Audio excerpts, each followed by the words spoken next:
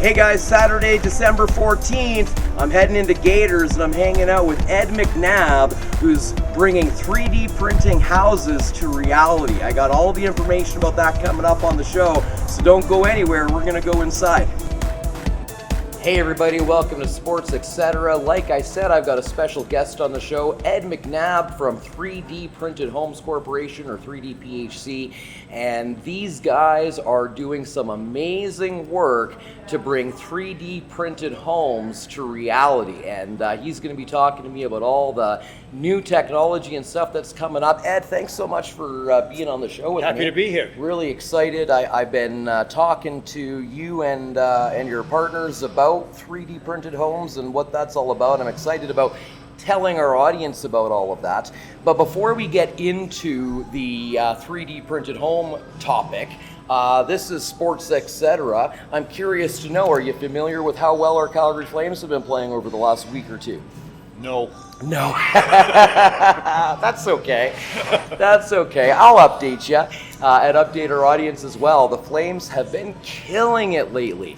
Holy smokes, only 3 weeks ago, I was complaining about how these guys needed to do something, they got to step it up, there's no heart. All of a sudden, these investigations about Bill Peters surfaced, their head coach, about the racial slurs he made during his times in the AHL. He was forced to step down as head coach.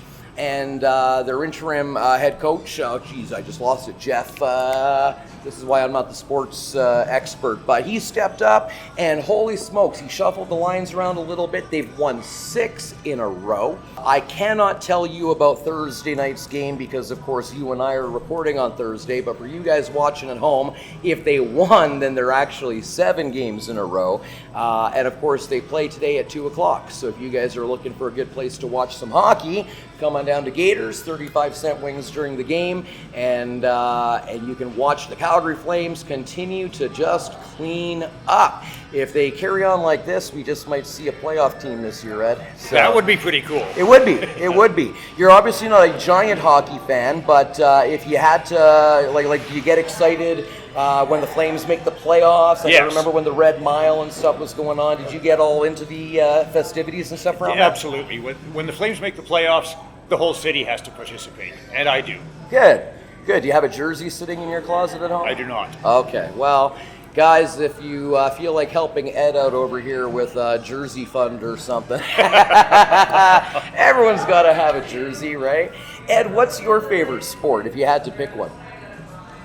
Oddly enough, curling. Curling, really? And we just had the Canadian Cup there 2-3 weeks ago. People find curling boring because they don't understand it, but if you watch people who are truly good at it, the World Championships, the skill involved is beyond measure. Yeah. I suppose that and motorcycle racing, because what's more exciting than a motorcycle crash at 200 miles an hour? So not dirt bike racing, no, but no. Motorcycle Motorcycle racing, Grand Prix. Suzuki bikes and Grand Prix. Cool. Well, fantastic. Well, motorbiking isn't exactly a topic that we've covered very much on SportsXcetera, but maybe just for you, we'll keep an eye on it there. And sounds like a good thing. See what's going on.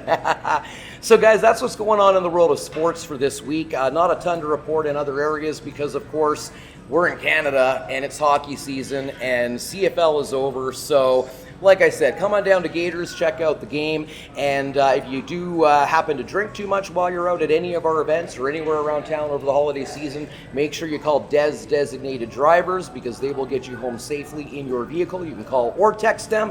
Numbers on the screen over here for you. And we're going to take a real quick break, and when I come back after this, I'm going to be asking Ed some questions about exactly what 3D printed homes are all about, because this is something that, well, you guys got to check it out. It's one of the coolest things I've ever seen, and I'm really excited about telling you all about it. So don't go anywhere. We'll see you in a bit. Are you looking for a great place to watch the big game? Come to Gator Sports Pub and get 35-cent wings every Flames game. For more information, go to yycparty.com. Hey guys, welcome back to SportsXcetera. Like I said before the break, I've got Ed McNabb from 3D PHC, Printed Homes Corporation.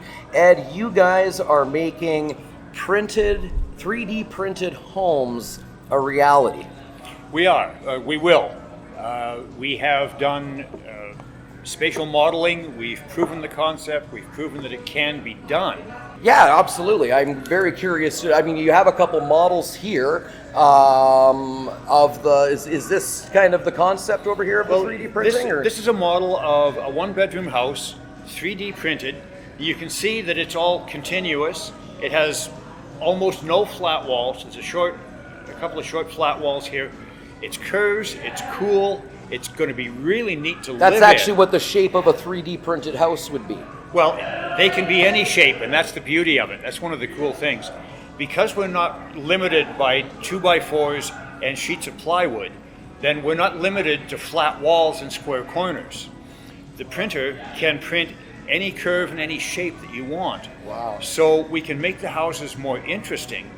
And you'll notice in this one, for instance, there's no space lost to a hallway. So even though the house is a little bit smaller than you might be used to, we get some of that space back because we don't waste it on a hallway going down a long corridor with square rooms on both sides. Yeah, that makes sense.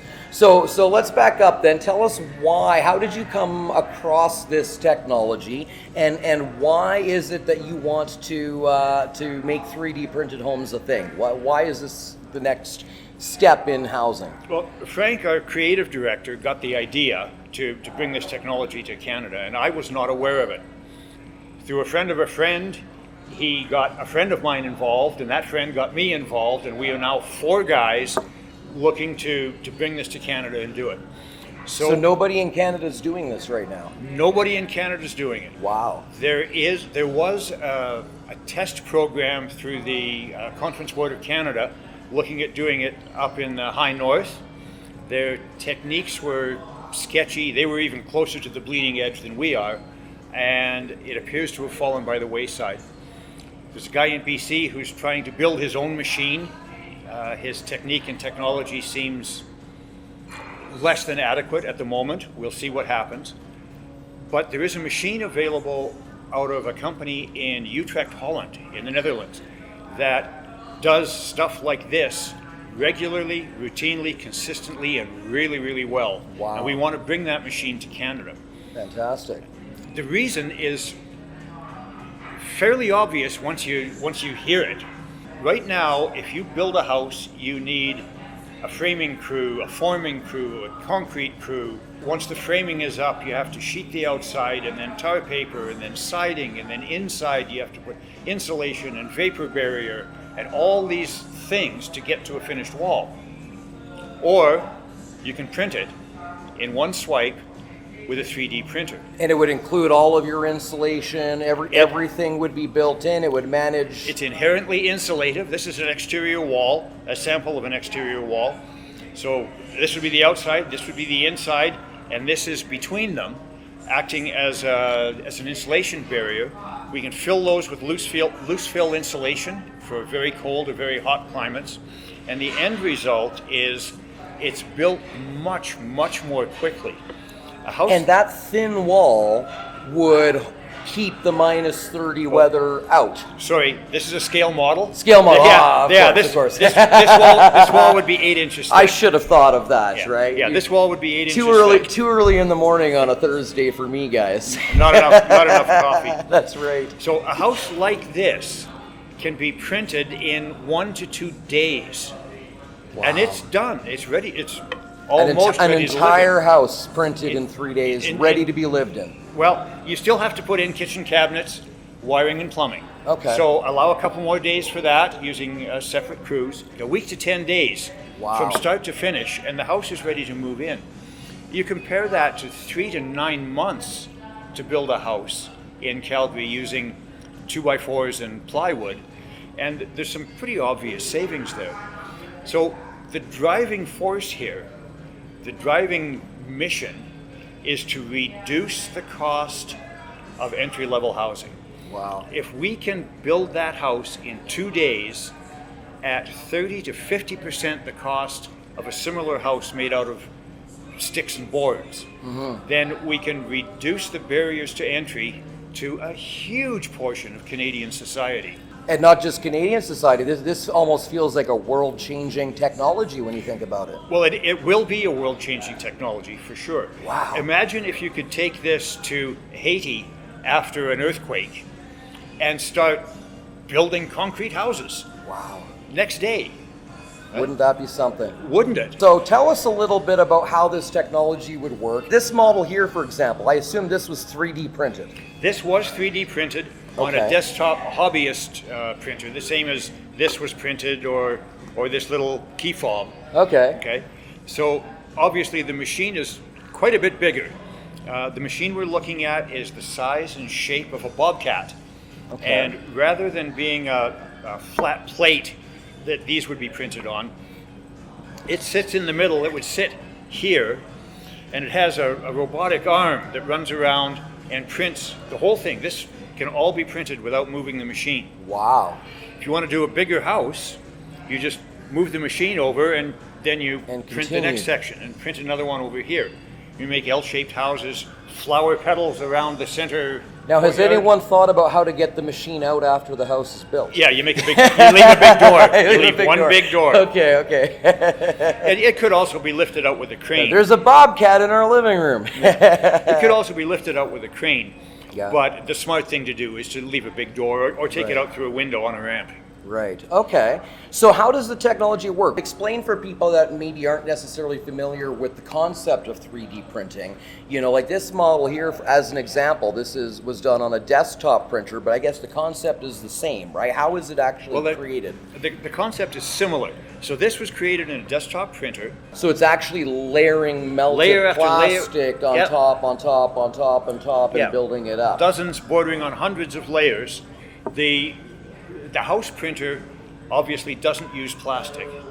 It uses a special mix of concrete mortar, usually with some fiber inside it, either hemp fiber or Hemp fiber. or shredded All right, plastic. go back and watch our 420 episode. We can learn more about hemp fibers. Yes. Anyway, I digress. So and that comes squirting out a nozzle, very much like toothpaste or peanut butter, and it's laid down. And by the time the machine gets back to its starting point, that has set enough that it can stand the weight of the next layer.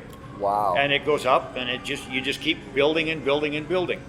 So an 8-foot wall would have about 130 layers, just over and over and over and over and over again. 130 layers of concrete on an 8-foot wall. So Yeah. these layers are quite They're small. about They're 3/4 of an inch thick. 3/4 of an inch thick per layer. So just a small layer of a concrete mortar that gets layered and then sets. And once it sets, the printer comes along, puts another layer on top, and the whole thing adheres together and creates a solid wall. Exactly. Wow. Hey, you're pretty good at this. You want to join the company? Well, you know, we'll see how our little sports show goes here.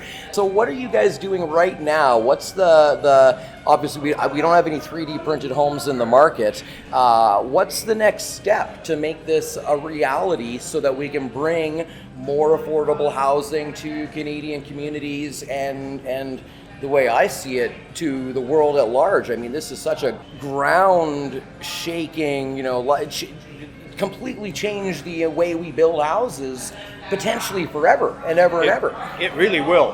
What we need to do is we need to design, prove, and test a concrete mortar mix that is capable of withstanding the extremes of Canadian climate. Right now, this technology is being used in Holland, much milder climate. They don't have the extremes of hot and cold because they're an oceanside country. There's one office building been done in Dubai. They don't have to deal with the same kind of extremes that we do. A different one. They have to Right. deal with hot, but they don't have to deal with hot down to very cold.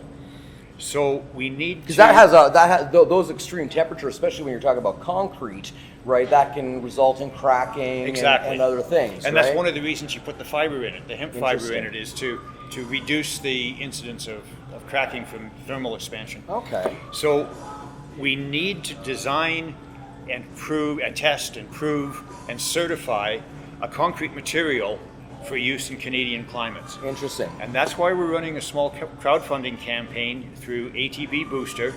We're looking for $5,000 to get us started with the Green Technologies Group at SATE through their ERIS program.